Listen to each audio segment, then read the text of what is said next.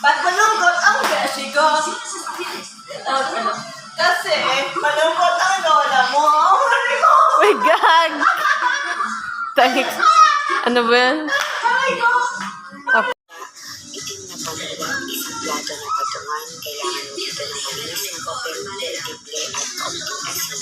So ganito lang ang gagawin, isusulat mo ang buong pangalan ng iyong target sa malinis na papel. Ikaw Niyan. Ano yan? Pagkatapos ay ilukin mo ang buong pangalan mo at ang buong Ano yan?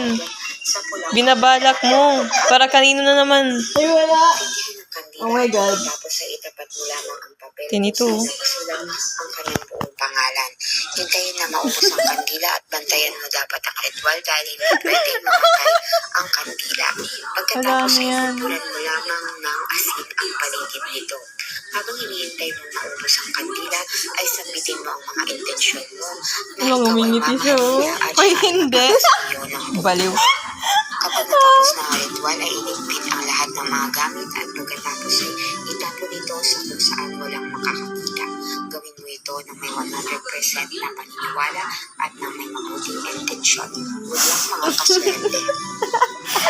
Upang mapasahiyo ang taong mahal mo, mag-ingat sa paggawa nito. Dapat sigurado ka na ang taong gagawa mo nito ay talagang Ayaw, may inang opinion para magawa niya na. Gagawin mo lamang ito ng Martes